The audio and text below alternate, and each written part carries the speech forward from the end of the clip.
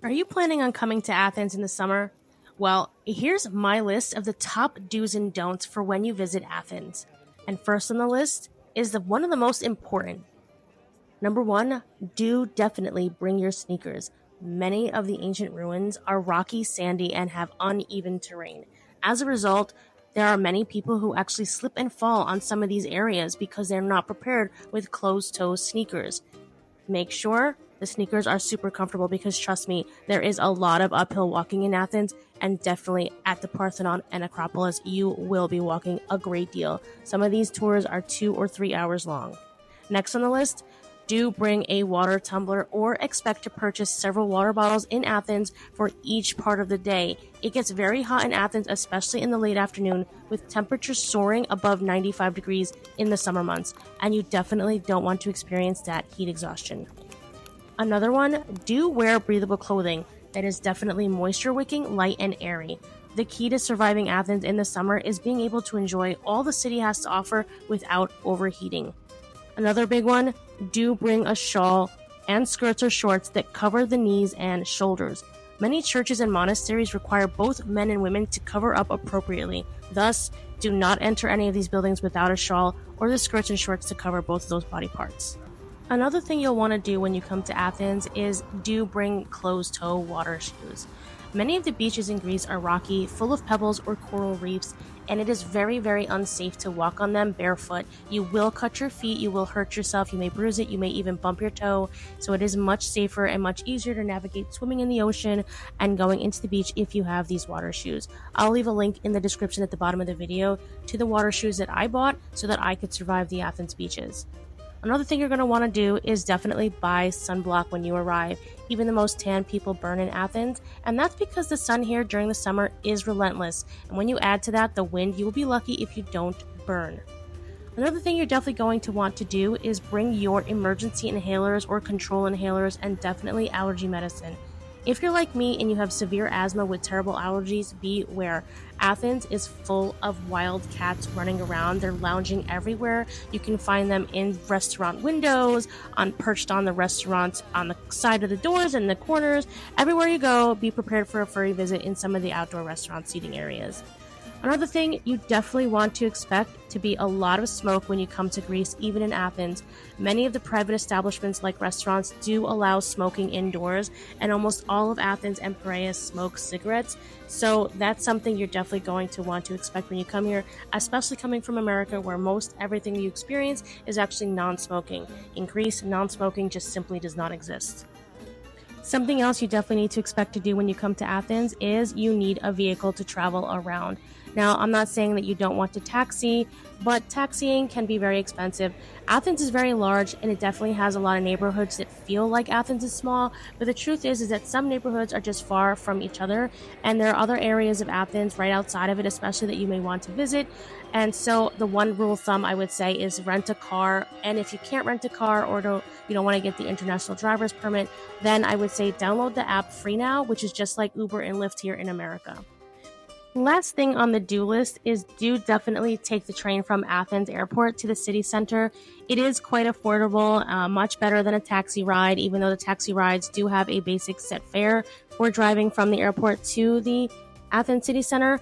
It is a great ride, though, to take the train. Just be on the lookout for pickpockets as they tend to linger near ticketing machines. All right, enough of the do's. Now let's get to the list for the don'ts. Some of my top don'ts include: do not expect high prices on food in Athens. See, Athens products are locally sourced and the cost of living here is extremely lower compared to America, so that allows for affordable food options in all the restaurants and convenience stores and supermarkets. So this is definitely a budget-friendly city. Another big don't for when you visit Athens is don't avoid learning some of the Greek language.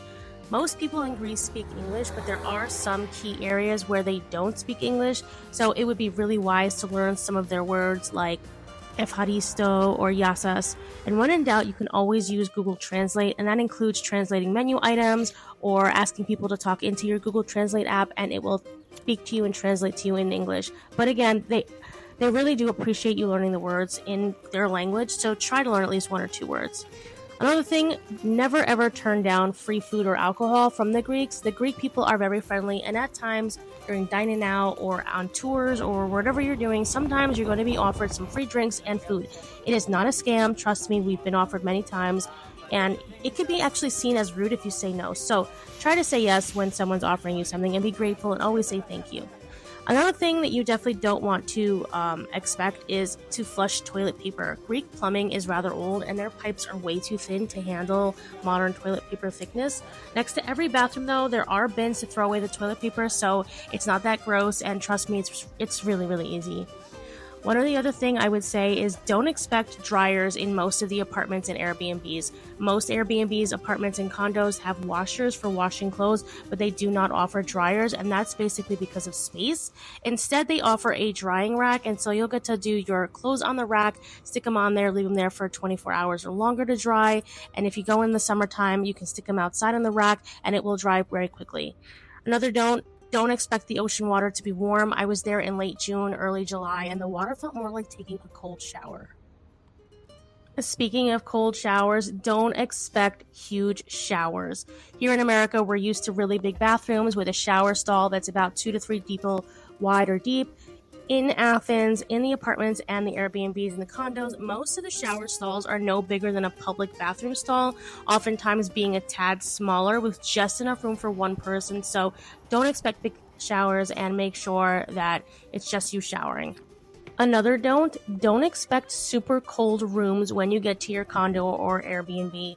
Greece has regulations on how low the temperature for air conditioning should be set to, oftentimes making rooms feel a bit stuffy and much warmer than you would expect. Here in America, for example, we can have the AC set to 60 or 65, while over there the temperatures are usually in the 70s, maybe 74 degrees Fahrenheit if you want to compare Celsius to Fahrenheit, and they never turn it on for you when you enter the condo or the Airbnb, so make sure that you are not expecting super cold rooms when you get there.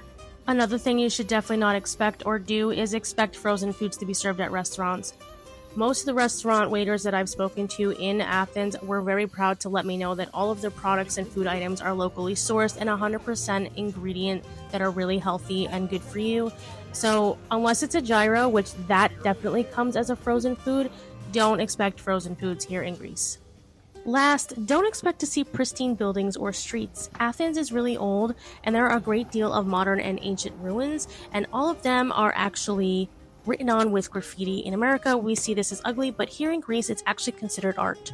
And that's it. That's my list of the top do's and don'ts when you're coming to visit Athens. Remember to subscribe to this channel and make sure you click to allow notifications so this way you can be notified whenever I drop a new episode.